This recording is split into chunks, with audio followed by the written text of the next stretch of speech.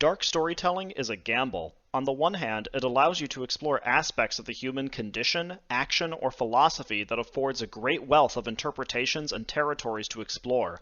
On the other hand, with such a giant sandbox to play in, it becomes all the more important to keep your vision in scale, and to probe the various treasures in a way that is both intellectually engrossing and digestible for the audience. It is indeed possible to be given an unpleasant subject, but still be drawn into the material.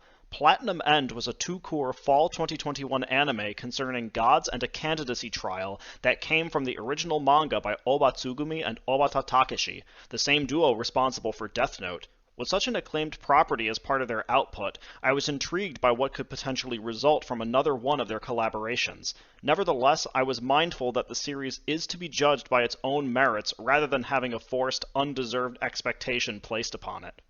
High school student Kakehashi Mirai, after enduring the death of his parents and the abuse of his aunt and uncle, throws himself off a building to commit suicide. He is saved, however, by Nase, an angel who selects him to be a candidate for becoming the new god of the world, as the current god is dying.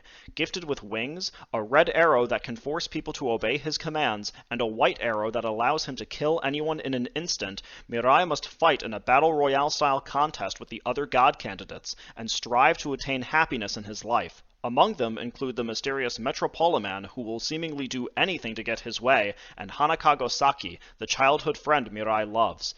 With such a backdrop concerning God, life, and death, among other things, it makes it all the more important for your main character to be an interesting enough vehicle to have these themes center around. Because we are introduced to Mirai at his absolute lowest, where the very idea of continuing to live is considered too painful, it sets up the notion that his rescue by Nase will help steer him in newer, more optimistic ways. The fact that he's roped instead into a royale is therefore an effective bait and switch, showing that despite his rescue, Mirai's problems have only just begun. Especially when it dawns on him what he's capable of with the red and white arrows, the show paints early on just how grim Mirai's place now is, and his desire to be happy seems like a worthwhile goal. However, the switch between Mirai being understandably and sympathetically at that low point, and the new Mirai that we follow over the course of the story doesn't coalesce. He makes the decision early on to never use his white arrow to kill if he can help it, saying that killing in order to obtain happiness is not justifiable. Even taking that ideology into consideration, the show goes out of its way to show just how far Mirai's philosophy will not buckle. Taking this course paints Mirai less as a praiseworthy saint and more as an insufferable monster of a different sort, someone who would be willing to let the other god candidates allow the worst of the worst to transpire because of the naive hope that a non-murderous third option exists. His resolute desire to not kill anyone is egregious given that certain characters perform actions that would be, putting it kindly, worthy of locking them up forever. It would be one thing if he were indeed dealing with regular humans, but god candidates and their willing and unwilling accomplices are also involved, and that changes things. One remarkably unsavory character was formerly imprisoned for murdering her female middle school classmates, and later, after being released from prison, uses a red arrow to start raping and murdering middle school girls all over again. According to Mirai's entire philosophy, this is a character who, despite all of the horrific things she has done, should not be killed. 赤の矢と翼を。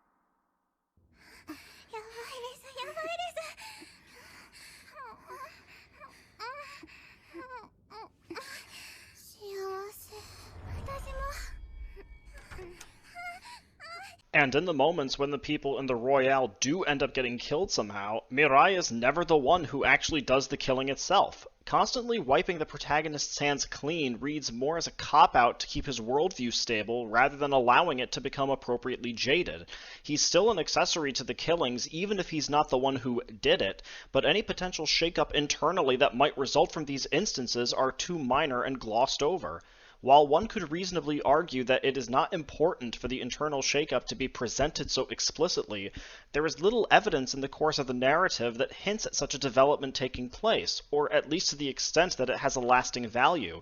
Rather than actually delving into the nitty-gritty of these nebulous, conflicting ideologies and events, Platinum End is all too happy, so to speak, to hand-wave them away. The story is paralyzed by its own main character not really growing and developing, or any growth or development coming too late to carry the serious weight it demands. It may be an ensemble show, but as the main person whose story we follow in the plot, Mirai cannot muster a fascinating enough character or motivation.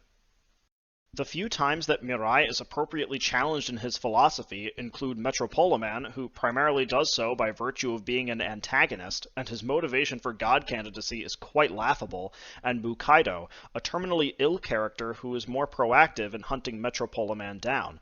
Because Mukaido sees himself as a dead man walking, he places a different perspective and emphasis on his own sense of happiness. He clashes with Mirai in ways that directly respond to the present circumstances, both to himself and to the world at large, but Mirai's status as the central character allows him to keep proselytizing about how dying and killing is bad, and his sentiment on finding happiness is echoed so many times and fleshed out so vaguely that I came to dread its inevitable appearances.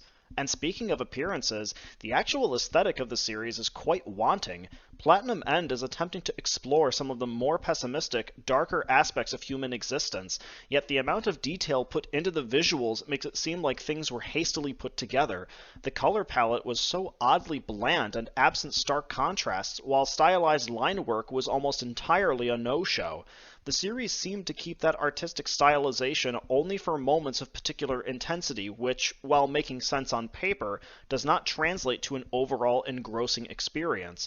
The tone of the entire series is one of a despairing, melancholic pathos, for which the aesthetic fails to commit to wholeheartedly. I recognize that this level of commitment is taxing, especially in the anime industry's current climate, but stories that require it should be able to deliver. The soundtrack is the only element that feels true to this conviction, moving into a thicker, atmospheric nuance when the situation arises.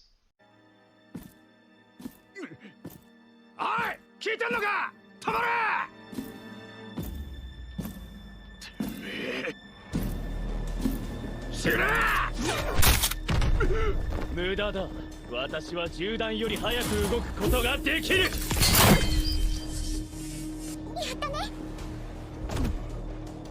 これで分かったろ私には決してかなわない But most damning of all is that the show does not have the tact or intellectual wherewithal to have the discussions it seeks. Platinum End relies too heavily on outrageous edginess to carry out its discourse rather than broaching the ideas with seriousness. Suicide, murder, and religion are not concepts that should be ruminated upon lightly, yet watching these 24 episodes, I questioned whether there was just a complete lack of self-awareness regarding this. The other candidates' worldviews and perceptions are so thinly probed that the arguments, and the characters speaking them, read more as caricatures or imitations.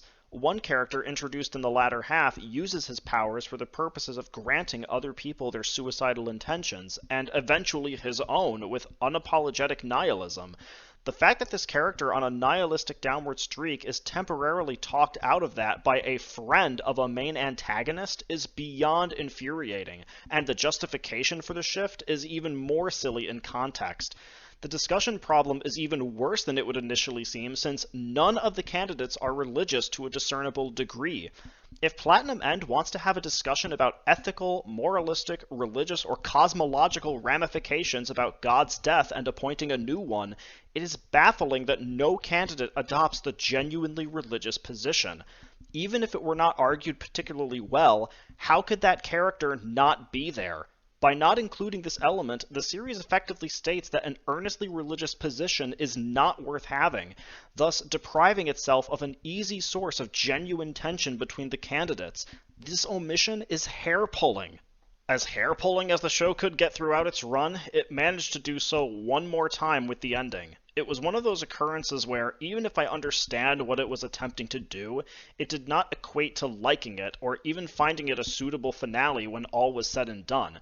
Thematically, it poses a rather fascinating angle on nearly everything that we saw concerning life, death, and God, but as presented in the greater framing of the story as a whole, it felt so out of left field and had no time to develop into something more meaningful, despite the last lines of dialogue insinuating that such potential was there. It left me out in the cold, though not in the way it intended. As has been insinuated in the course of this review, Platinum End is very dark. It resides in misery at the structural level. As I thought about this series, a thought had occurred to me.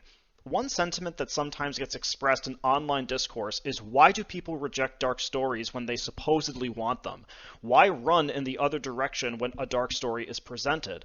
The answer is that a dark story is not a given that a story is good. To find a dark story engaging is to ask yourself what the material means, implies, and how it engages with itself and yourself alike, and enjoy that exercise. It still has to resonate in a manner that proves satisfactory to the viewer, even if the viewer disagrees with the ideology or event depicted.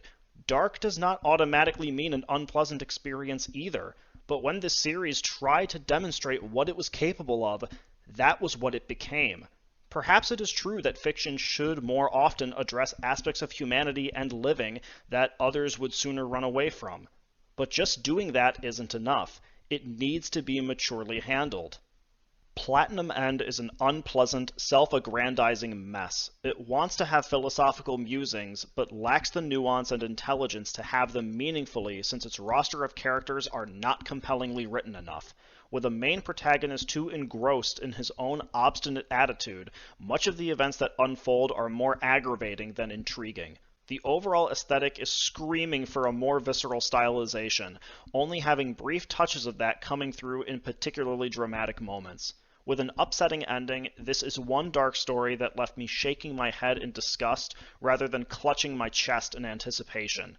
At its best, it had flashes of possibilities. At its worst, it was contemptible. What it always came across as, however, was sanctimonious and disappointing. I give Platinum End a 2 out of 10.